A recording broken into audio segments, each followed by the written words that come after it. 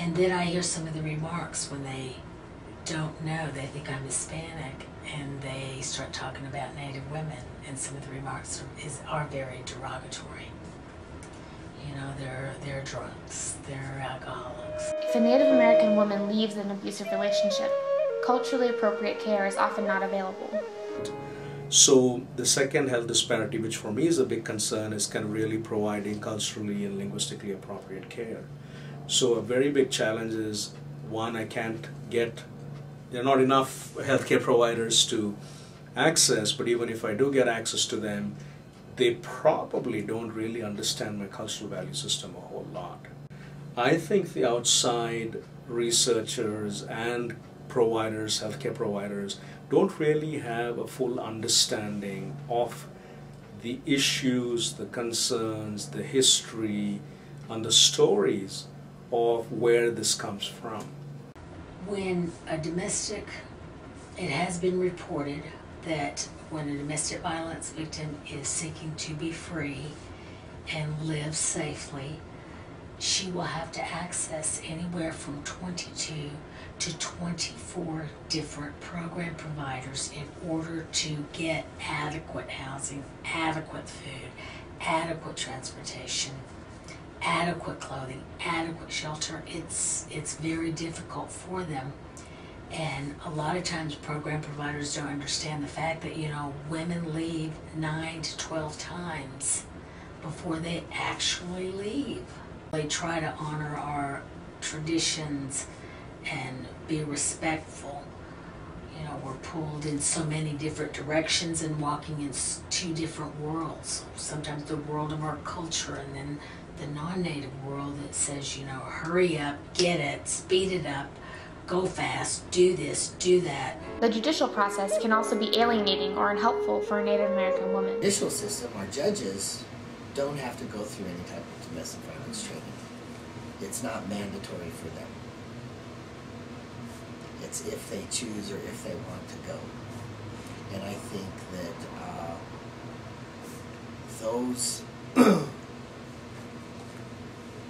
I think that situation needs to change. I think as prevalent as domestic violence is and as many restraining orders as these judges see, they should be held accountable to making the right decisions and be given the opportunity for advanced training on domestic violence. So I see there as a shortcoming.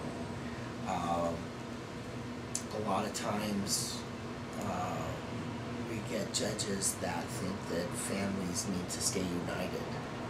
So we're still seeing couples being mandated to couples counseling in domestic violence situations, which is very, very dangerous for the victims.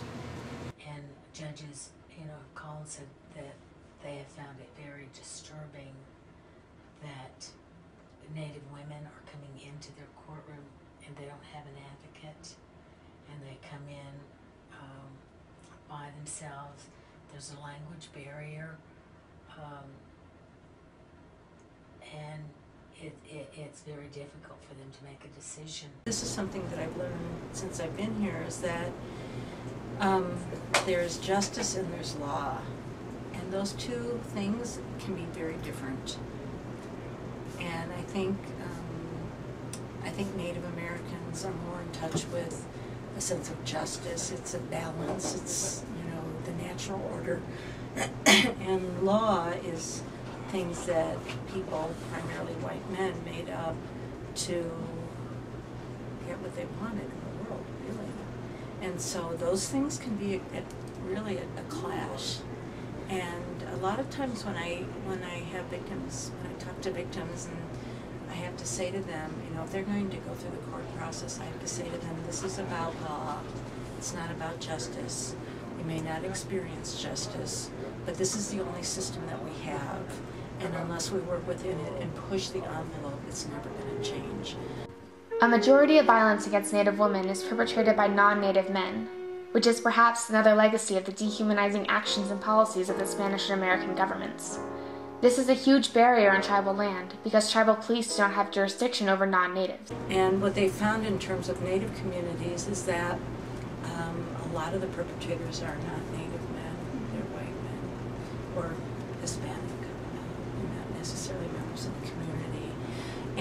makes it really complicated because tribes don't have jurisdiction over non-natives. We have Native people are subjected to 3 judicial processes: tribal, state, and federal. Now, if a non-native commits an offense against a Native woman on a reservation, it's a federal offense. But whether the feds take it, sometimes there's confusion in our judicial system. They'll say, nope, that's a tribal problem. But then the tribe has no jurisdiction over a non-native, and the best they can do is just order him off the reservation and take him to the boundary line. But he can beat them back, and sometimes that happens.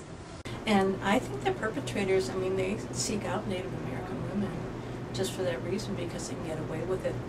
With Native American communities, on top of that, there's always the financial aspect of it, which is that incarceration is really problematic, and most of the pueblos around here don't have a jail.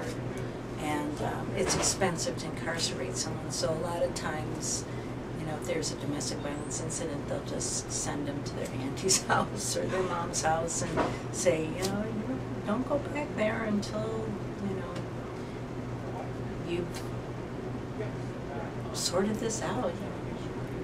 Parallel problems such as substance abuse and poverty complicate domestic violence cases.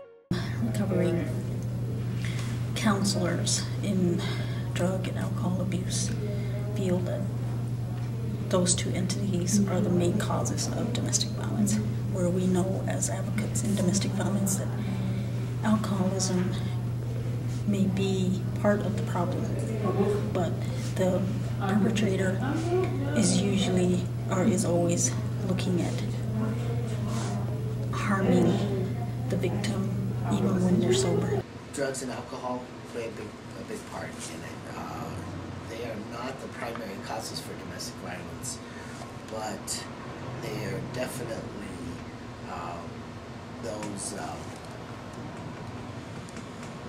those issues that help kind of predetermine domestic violence relationships and how they're going to go. There are many programs in Native communities to combat domestic violence, but they face obstacles of funding and lack of cooperation between agencies.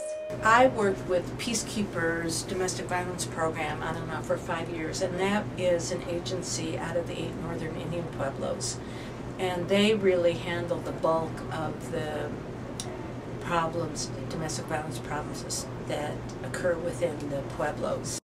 In Navajo society, there's a system in place, still to this day. It's a peacemaking system where there's a conflict that comes up, and it can be domestic violence as well. And you had medicine people, you had extended family members, relatives, friends, community people that would get together and intervene, have a discussion about what the issue was, what the problem is, and try to resolve it through talking, through medicine, through ceremonies. But there is great difficulty in getting women to find and use these programs. As we know, in working with victims of domestic violence and sexual assault, it's a very humiliating thing, it's a very shameful thing, and sometimes it takes women 3, 4, sometimes years before they disclose anything. That A lot of times it's put back onto the family, that the family can take care of the family or the community can take care of these problems.